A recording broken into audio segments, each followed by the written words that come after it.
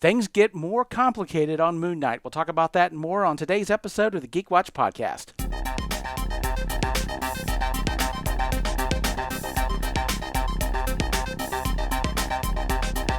This is the Geek Watch podcast with Brian Hatcher and Mandy Petrie.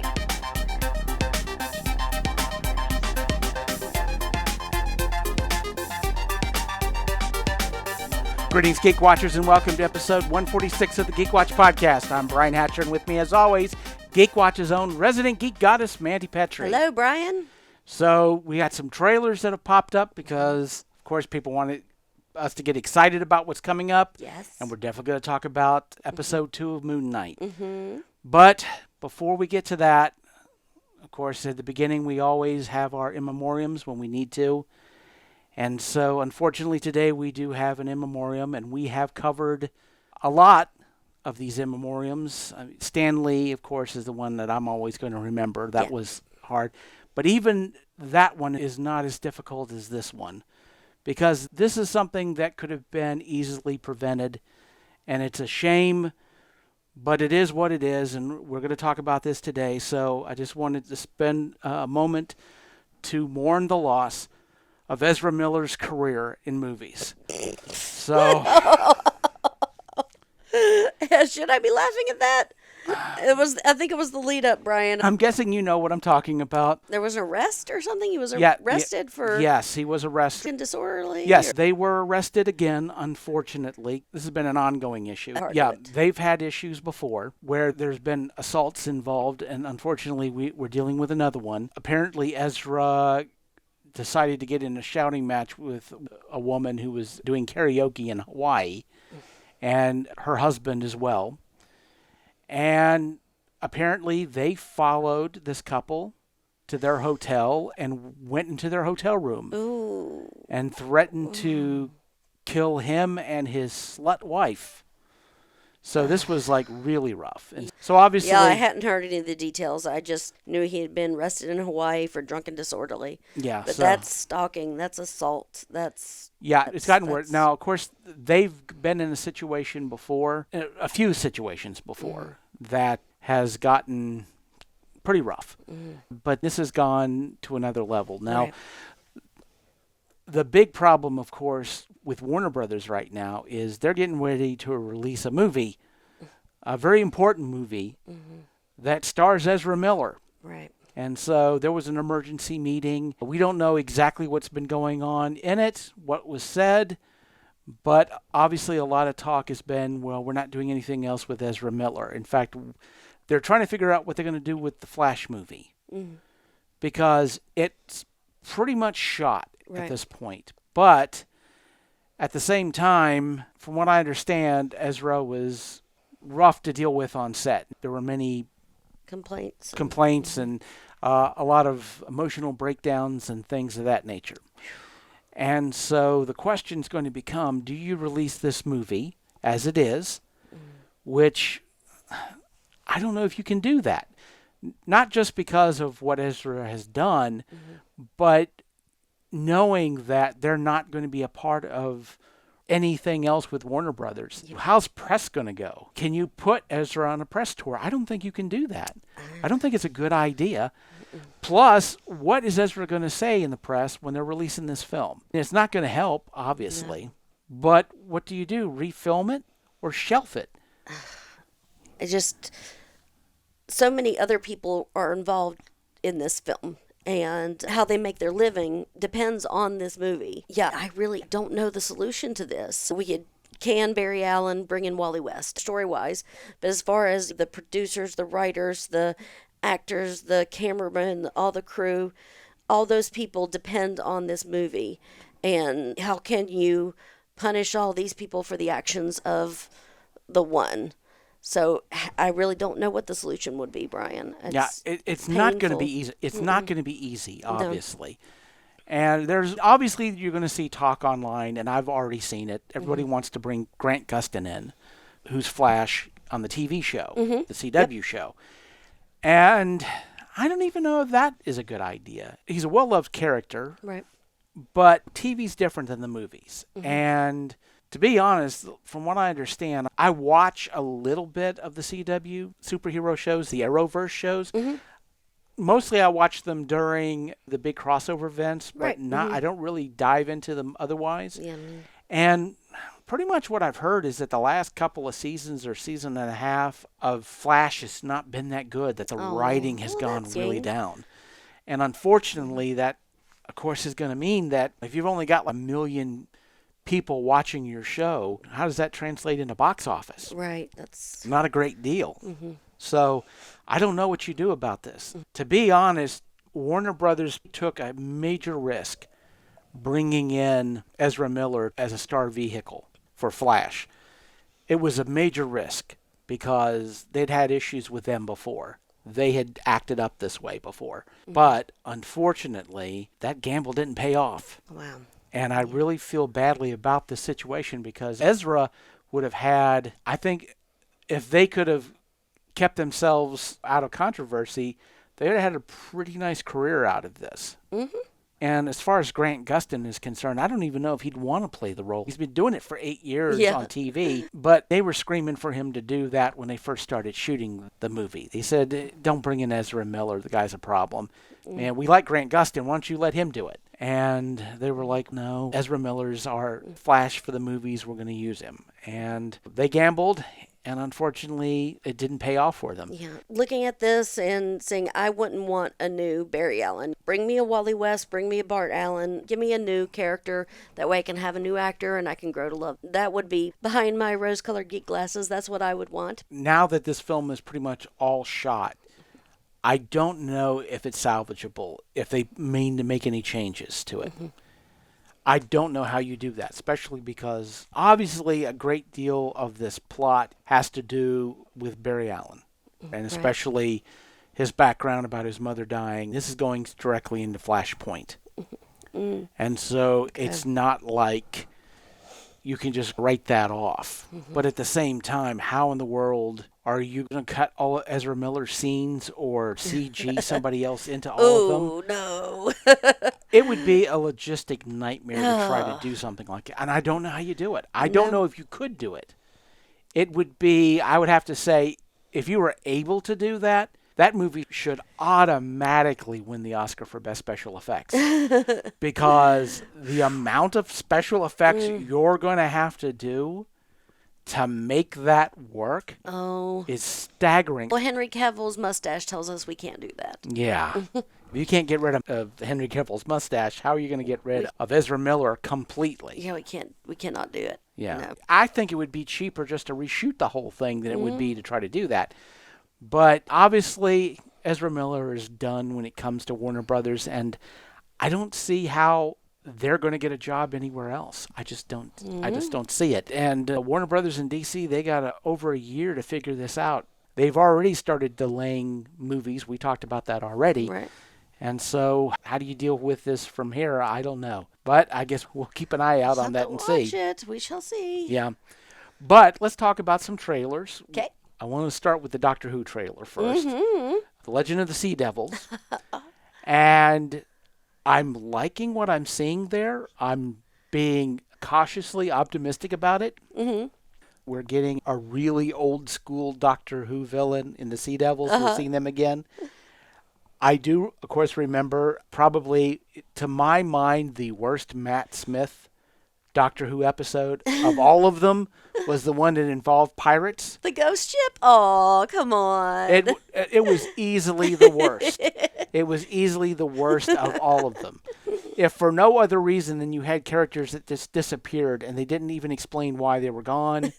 They just died off screen or something happened to them. And you just ignored the fact it's a ghost story. It's supposed to be spooky and scary. Yeah, but you can't have characters just disappear and you just don't talk about it. No, that's not how it works. You can't just make the character disappear because you don't need them anymore. You got to explain they were taken or whatever. They can't just disappear. And I have a feeling that was an editing problem, that there was a scene that got put on the cutting room floor that you'd have at least seen a moment of them being killed or whatever. And they just forgot to put that in. So we're just going to ignore the fact they're not here anymore and just go on. And to be honest, the plot itself was just about nonsensical. There was just a hair bit of meaning that it made sense.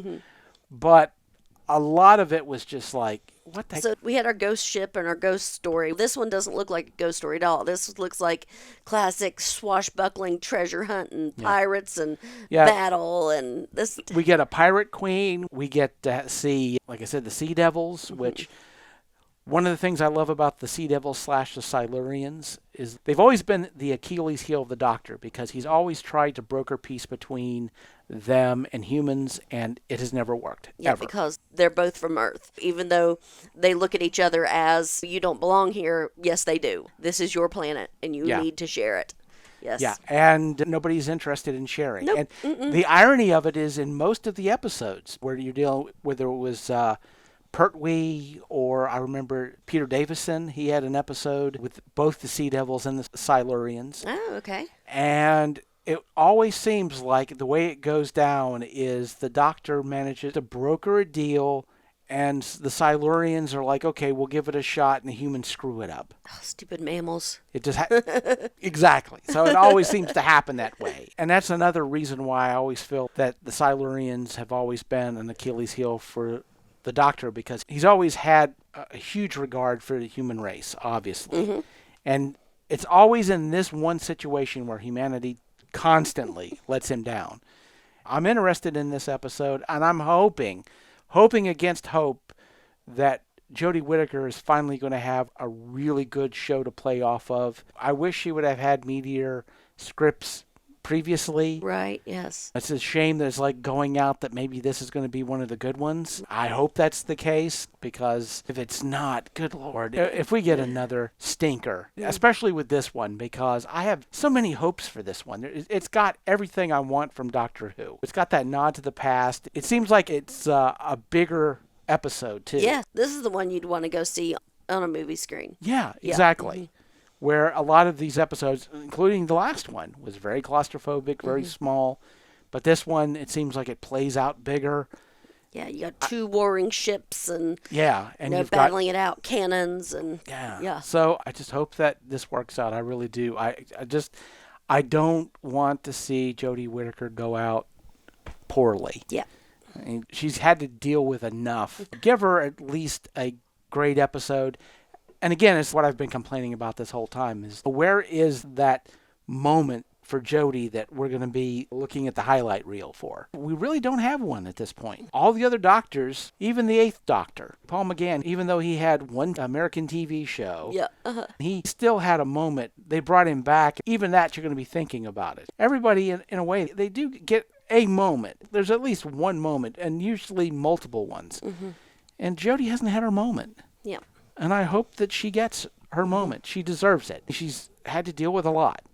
So that Doctor deserves her moment, and I hope that this episode's the one that gives it to her. Yep. So we'll see. We shall see.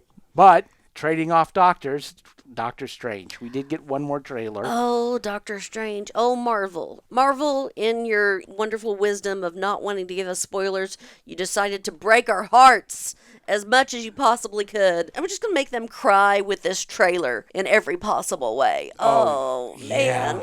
Yeah, the reason they released the trailer, obviously, was they released it on Wednesday when the advance tickets started to go on sale for Doctor Strange. So they're like, okay, let's give you a little bit of a taste.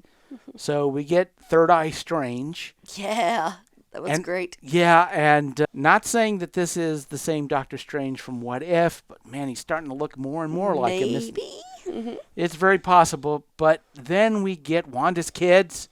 Yes. Really? Oh. We get Wanda's kids, and then we don't get Wanda's kids. We get that moment where she's, oh, nope, that's not them. Billy and Tommy, and then Yeah. break my heart more. And then we see Rachel McAdams walking down the aisle, but she's not marrying Stephen Strange, and just ripped my heart out. Thank you, Marvel. Thanks for ripping my heart out. Yeah. Really appreciate it. Strange was gone for 5 years during the blip, and she moved on. And of course, we get to see Rachel McAdams' character in the night nurse outfit. And we do see that in one scene where she was cut out from an original trailer, where they're opening up the door to what looks like the nexus of all reality. You see her in there now to let you know that she's going to be more involved. And apparently she's going to be really involved in this movie, which apparently it's going to be a pretty long one.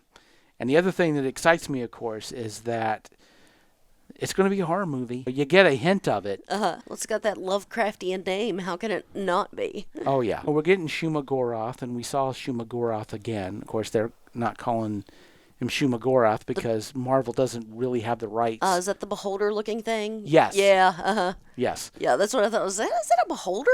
Yeah. D&D. Yeah, we got a hint of Shumagoroth in What If, because that's the big tentacle monster that we saw more than once, and of course now in Multiverse of Madness, and I'm wondering if we're going to be able to get through this entire movie without basically having our hearts broken. I doubt it. Speedy and Wiccan, Billy and Tommy, that breaks my heart just thinking about, and so I'll have to...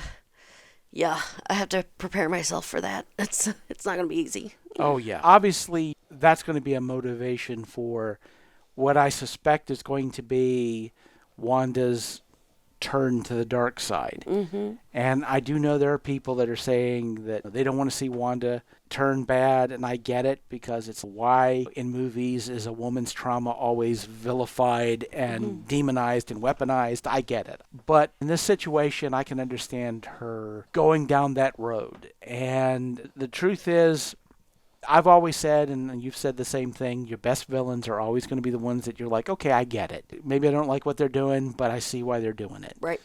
And honestly, how can you not sympathize with Wanda?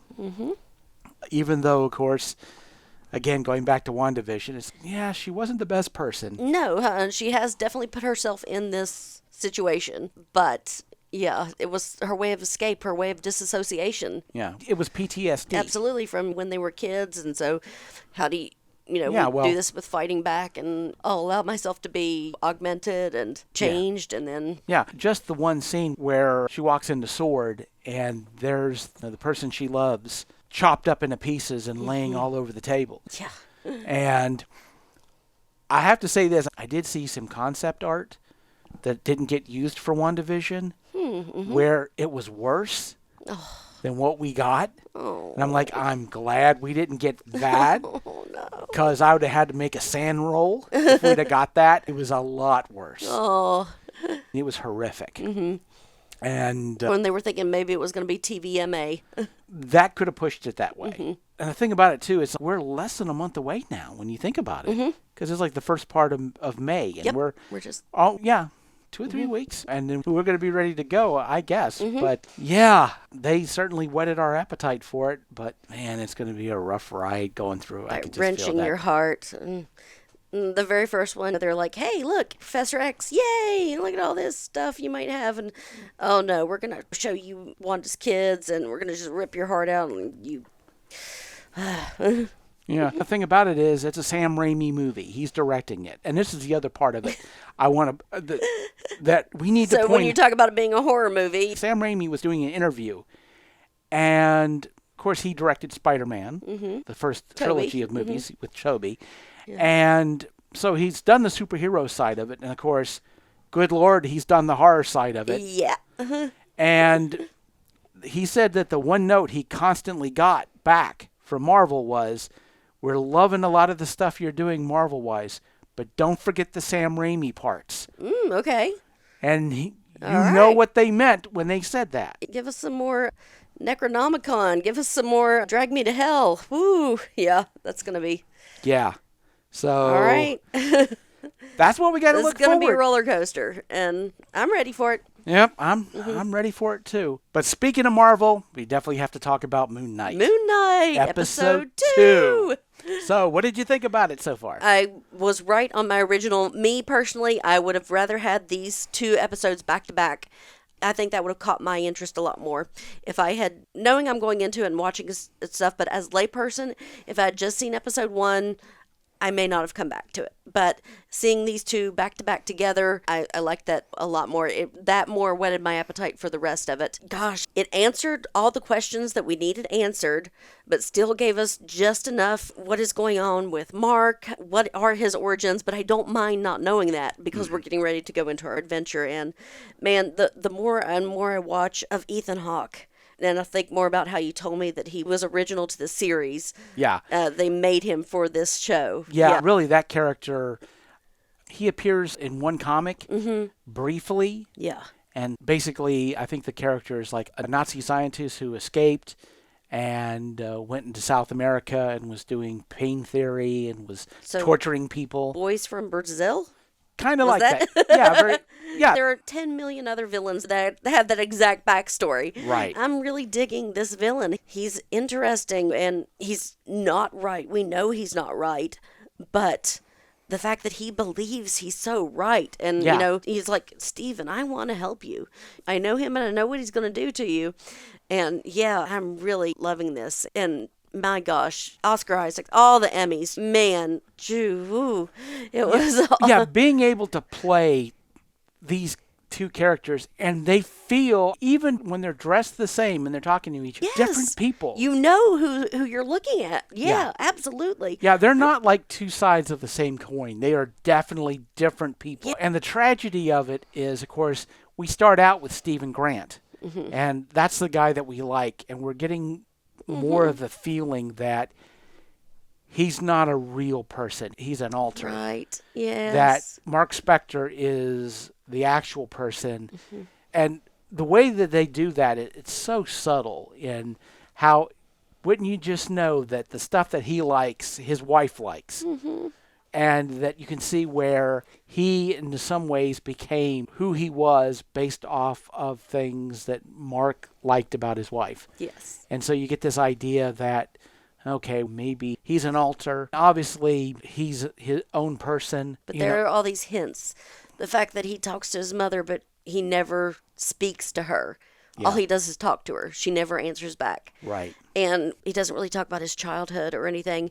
And when he asks Mark, how long have you been doing this? And he says, a long time.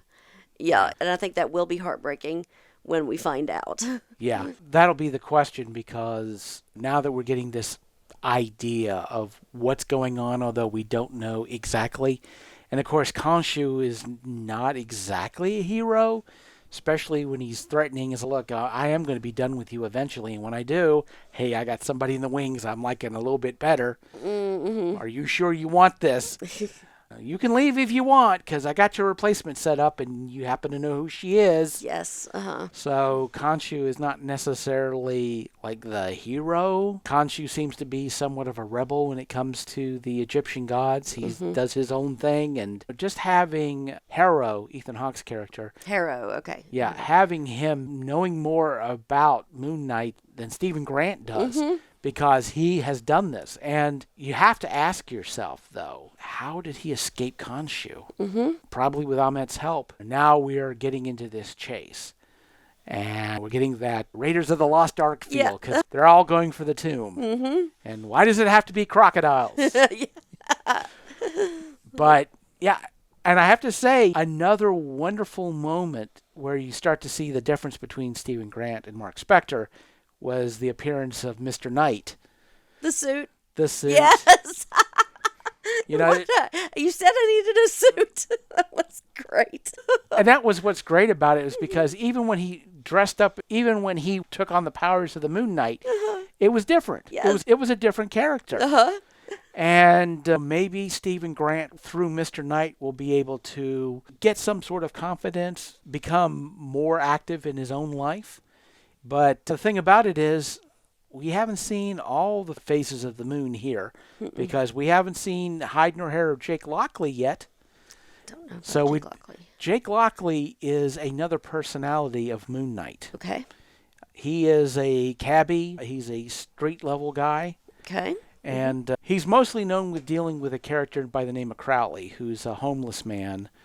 And Jake Lockley and Crowley would work together. So whenever there was street level stuff that Moon Knight had to deal with, Jake Lockley was that guy. Okay. And Crowley does appear in the Moon Knight show. The statue? He's the living statue. Aha! Okay, I knew the living statue was going to be something. And Yeah, I don't know if it. they're going to develop it like they do in the comics, or if that's just like a sort of a nod like they did in The Phone with the one appearance of Frenchie in the calls. I hope that they do, but there's that possibility we're going to get Jake Lockley. I love him already. He hasn't done anything, and I love him. Oh, yeah. He's a great listener. Oh, yeah. Yeah, Crowley is awesome. I love the whole human statue thing. Yes. But, again, That's basically that character from the comics in a sense. Crowley in the comics wasn't a living statue, but yeah, this idea of a living person who's still, and you just forget he's there, and you just talk about anything, not realizing there's somebody sitting right there hearing it all. Yep. It'll be interesting to see if we get more of Crowley, and if Crowley develops into a bigger part of the show. I'm looking forward to it. But what are they? I'm trying to remember. Is it 6 episodes? I don't even remember. Yeah, I know it's not a long run, but man, I'll tell you what, the first 2, it's Cracker Jack start for sure, and I cannot wait to see what they do with this. We're heading to Egypt. Yep, we're going right there's the pyramids. Yeah, I wouldn't have thought we would have got to that part of it until a little bit later on. That was going to be like the 3rd act of the rush to Egypt to stop Harrow from freeing Ammit, but no, they're diving right into it, which tells me there's a lot more story yet to be developed. Yeah. And I can't wait to see it. I'm excited. Now, before we go, I do want to point out that I have seen the last episode of The Walking Dead because, of course, I get to see it early. Yep. The official airing is going to be this Sunday. Right. And I figure after that, for the next podcast, we can talk about it. And okay. I think I'm going to need some time to think about it. I think All having right. a week to digest the whole thing, to zone in on what I want to say about it. And at this point, you still haven't really seen any of the episodes. I think we are going to dip into spoiler territory with my final review of part 2 of 3 of the second trimester. Second trimester. Because you have to. Okay, that's fine. And so we'll think about it for a week. Uh-huh. And then we will definitely talk about it in the next podcast. So. All right. And so with that said, we come to the end of episode 146. Thank you for listening, and tune in next time for the latest in geek news and views with the Geek Watch podcast. For Mandy Petrie, this is Brian Hatcher, reminding all the Geek Watchers out there, we're all geeky about something. Be proud of yours. See you next time. Thank you for listening to the Geek Watch podcast. If you enjoyed this program, don't forget to like and subscribe on your preferred platform and share this podcast on your social media. For links to all the ways you can listen to the Geek Watch podcast, as well as leave comments and suggestions, visit our website at geekwatch.net. The Geek Watch podcast is a Hanging J production.